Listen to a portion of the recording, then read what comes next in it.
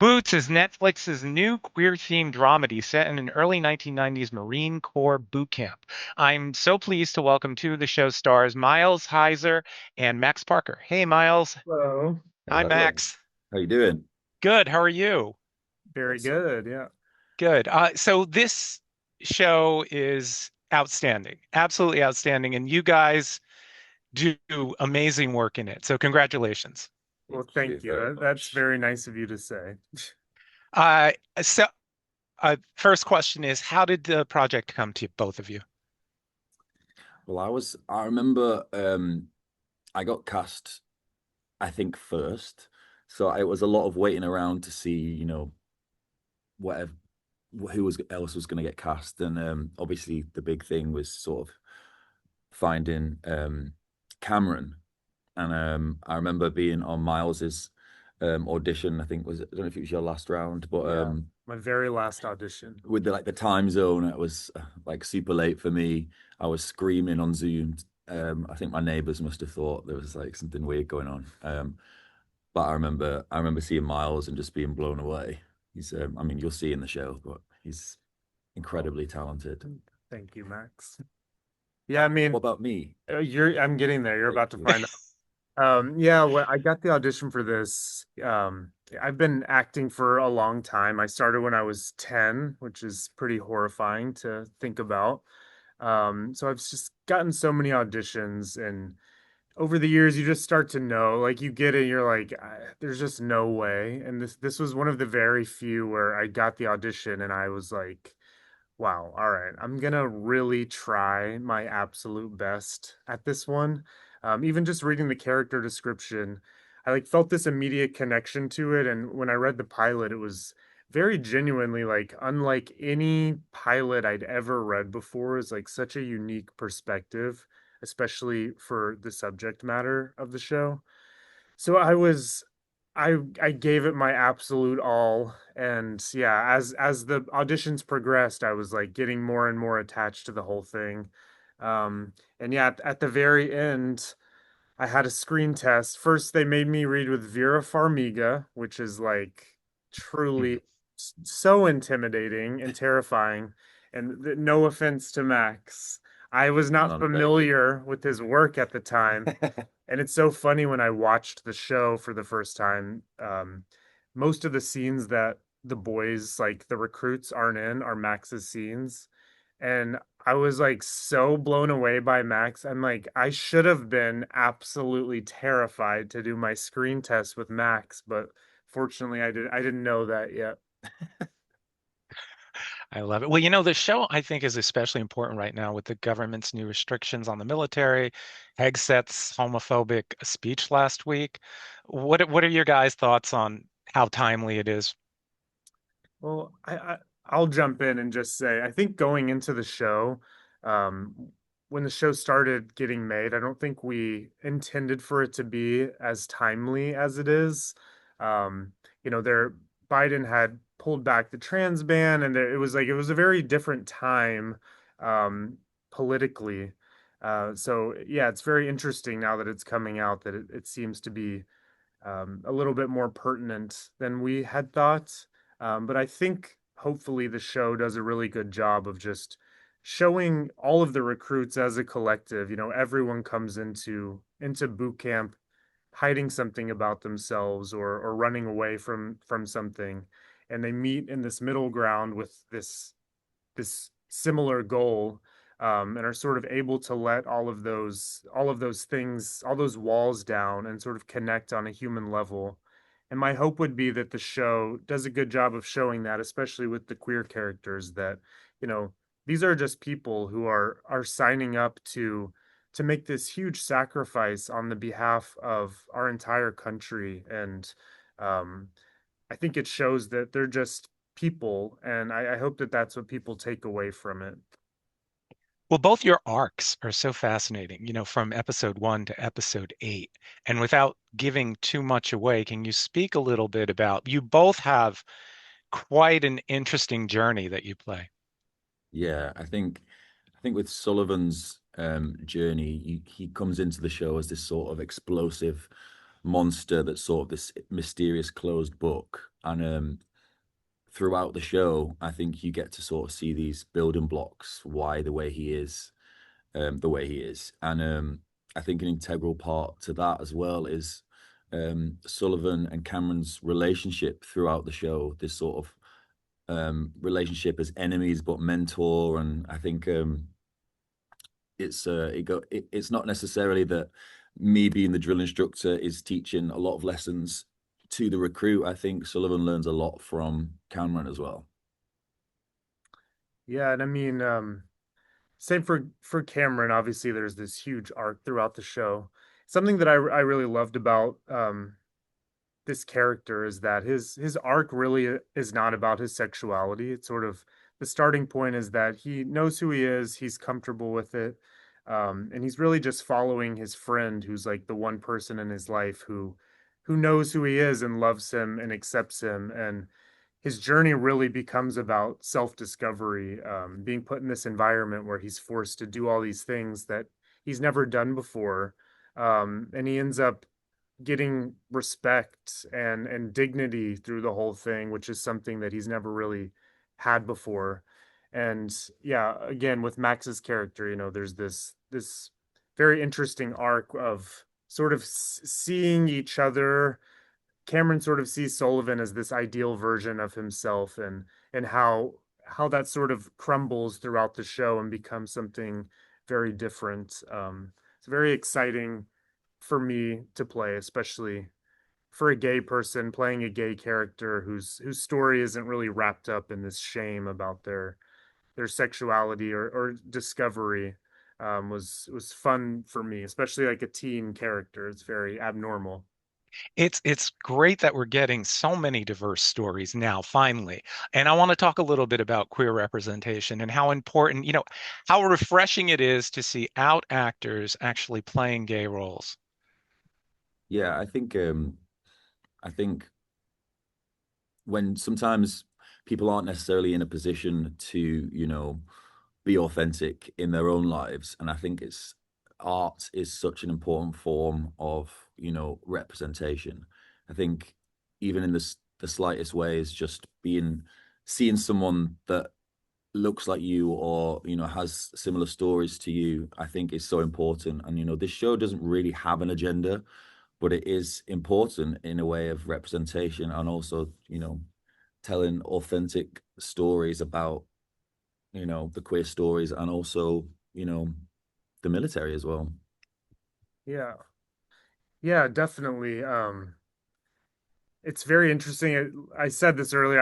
I started acting when I was 10, and so much of my life growing up was like sort of wrapped up in this fear as I got older that I was gonna not be able to work at some point.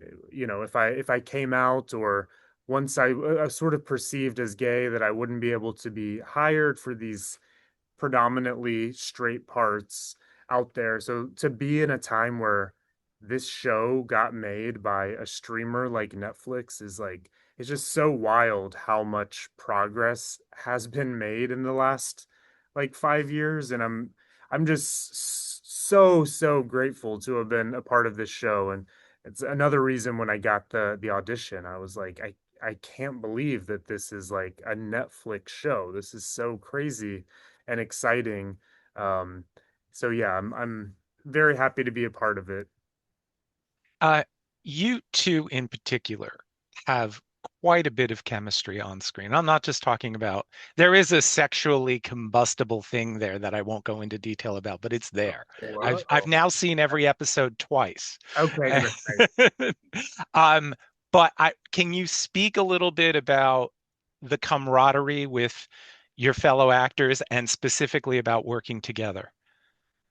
I think we were lucky because a lot of our, moments together in the show, the scenes are written so beautifully and sort of, they're not just none of them are just scenes to fill. They're a lot of our scenes together are really important, either pieces to move the plot along or pieces that really teach a lesson. And I think it's obviously helpful having such a talented actor, but also the just the writer who wrote Pink Marine, Grey Cup White, which is inspired by, said that he had this experience with this drill instructor that,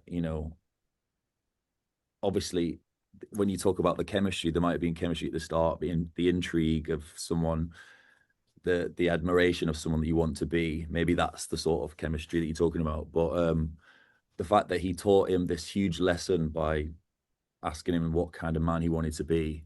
And that's why that dumpster scene, I think, is so important, because that's obviously an important moment in Greg's life. But it's that first moment where Sullivan sees him on not as an equal, but he sees him as not a failure anymore. He's starting to believe him. He's seen this resilience in him, and that starts their relationship going forward in terms of the mentor.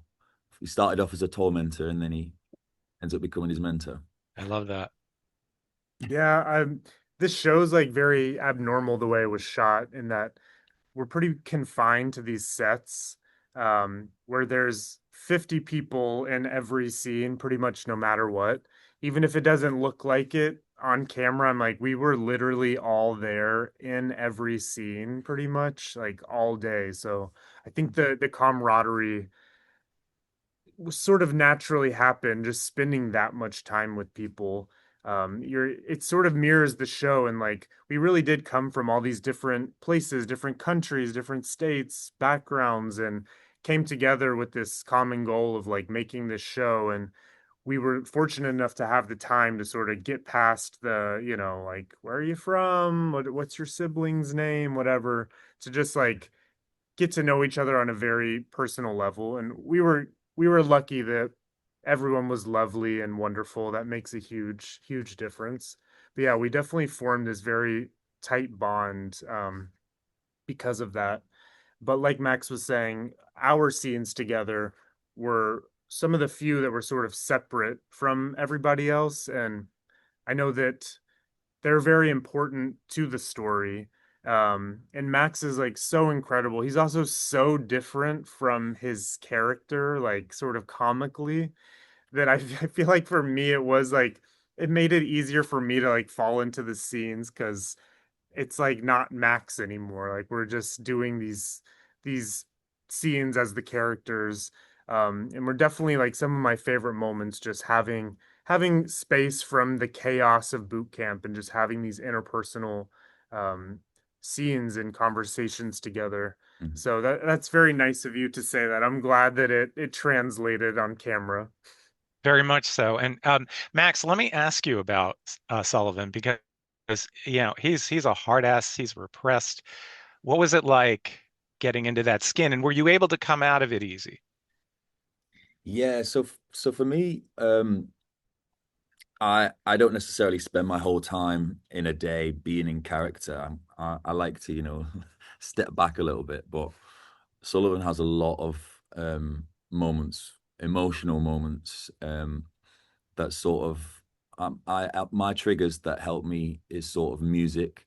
My dad helped me come up with this playlist that sort of gets me into the zone, and there's different parts of the playlist that will help me get into character. And I think also it helps that he is so different from me in terms of his personality that it's sort of a definite stop from being in character to being um, me again.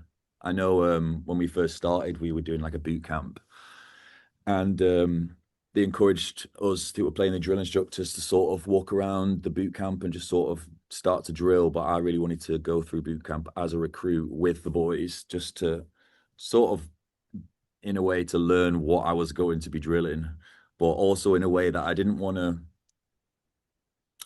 use Sullivan too much yet. And I didn't want the recruits to see me being Sullivan until I got on set, which I think helped with the terrified faces. Miles, you had the luxury and also the challenge of basically playing two sides to yourself. You're Right. your own scene partner in Yeah. in many respects. Can you speak a little bit about that? Yeah, very strange experience. I'll definitely tell you that. Very odd to see as well. I'm like, huh, that's both of me. Um, those scenes were very complicated just because they're so technical. Like the majority of our focus on those days was just about like getting the right angle and setting up the split screen. And I had a stunt double, this guy Maddie, who was there with me for all the inner Cameron scenes. And we figured out like a little process of like running through the scenes before we started shooting so that he could like try to see how my body was moving around, because for some of them it's actually over his shoulder. But then there are times where Mhm. you can see me looking at myself, and those were the split screen where I was just talking to the air, just like doing the scene to absolutely no one, which is yeah, a really funny experience. But it's also inner Cameron, this sort of inner voice was one of my favorite things about the show. Like getting to actually verbalize the inner conversation is like it's also sort of beneficial as an actor to be like, okay, well, I like pretty much know what he's supposed to be thinking throughout the whole process. Um, but yeah, it's a weird thing to do. I can tell you that. I can imagine. Well, there's some lines there that discuss how gay boot camp is, and it really, I mean, it's like wrestling for Christ's sake. Right, right. I'm curious as to if gosh, I don't know how to phrase this question necessarily, but if the filmmaking of that was as gay, if you will. I mean, I can pretty confidently say quite the contrary. And I mean, I'm sure that this is how boot camp is in real life. It's like it's sort of you strip away your individuality. Like we only know each other for the entirety of filming as like bald in three outfits. And there is this sort of humiliation factor to filming like the shower scenes or the scenes in the bathroom where it's like it's very embarrassing. Like you feel very vulnerable. And so yeah, it definitely didn't feel like homoerotic at all to me while we were filming, but it is funny to sort of on paper point out like it is, you know, we're wearing blouses and everyone's showering together and there's these sort of gay things about it, but I think the reality is sort of the opposite because it's so vulnerable. Yeah, very. It's almost unsexy. Yes. You know, pooping in a row of 12 isn't Yeah. the sexiest thing. Yeah. Well, Max, you have a lot of stage background, and I wanted to ask you about that because uh yeah, quite a number of things. You were on the West End, you were Sky Masterson. I wish I would have seen that. Yeah, no, Um, I covered Sky, but we had a lot of amazing people coming to do it, so it's hard to get on when you've got someone doing such a short run. But yeah, any plans to go back to the stage? I actually think I would be terrified to go back on the stage. I'm so used to now being able to, have a few different versions of a scene and, getting into it that way, where with stage, it's sort of like, like Adolescence that got released on Netflix. They must have had to rehearse that like a play, that idea of, wanting to get everything perfect. And I think I'm so used to TV and film, I'd be terrified. But yeah, I loved my time in theatre. I sort of made some really good friends for life doing it. Um, but I actually didn't like watching theatre when I was in it, because you almost analyze and critique rather than enjoying the performance. So now I can go watch shows and just totally immerse myself in it. So I quite like that. Love it. Miles, I chatted with James Norton early in the year about Oh, ex-husbands, and he spoke about love James to death. yeah, it was such a great film too, by the way, and Oh, an amazing performance by you. well, thank He he talked about being in Mexico and having that week of rehearsals that, where that camaraderie really came through. Can you speak a little bit about that? specifically on that. No, on your experience on the film. Oh yeah, I mean, we were very lucky. We got there a week ahead of time, and yeah, we had this like carved out time of just rehearsing the scenes, but then also just spending a ton of time together. We're supposed to be playing a family, and so yeah, I think it like really changed the whole. the whole beginning process, because we like actually knew each other and were comfortable. We were like beyond that. We had a week off in the middle of filming, and we all went on vacation together to an island, like stayed in the same house. Like, yeah, that was a very rare experience. We all just got along so well also. But yeah, it was very nice to have that little moment together. Do you like working with the Brits? I'm obsessed. I love Brits. I just spent a week in London watching theater there, and it was, yeah, the Brits are the best, I Yeah, have to say. I know. Uh, We're in big trouble. You're the Yeah. no, no, we also have actors like you, Miles, so we're okay. Uh, Um, I wanted to ask, do you guys have was there a specific scene or sequence that proved really difficult to shoot? I mean, there's a lot of there's a lot of scenes that's technically difficult because when you reset some of these scenes, you have to reset almost 100 people. Like outside, you're doing, an assault course, everyone has to start back.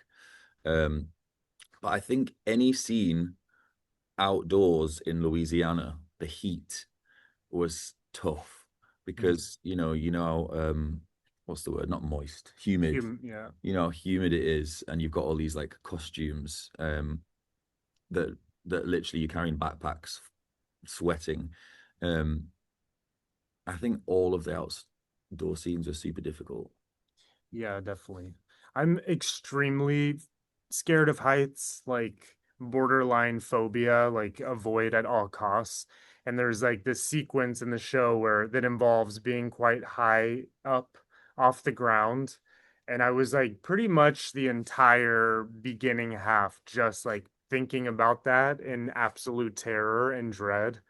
Um, and it was very beautiful. We had sort of moment that mirrored the show where like when we had rehearsal days ahead of time and I'm like I literally like cannot do it.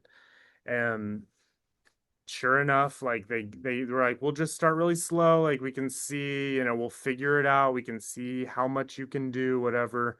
And like all the boys like crowded around this, it's called the Stairway to Heaven, like this massive ladder into the sky, and we're like cheering me on. And like somehow I managed, I like was able to like get to the top and climb over, and like everyone was hugging me and cheering for me, and it was like it was very it was a very beautiful moment, and that was definitely the hardest thing for me.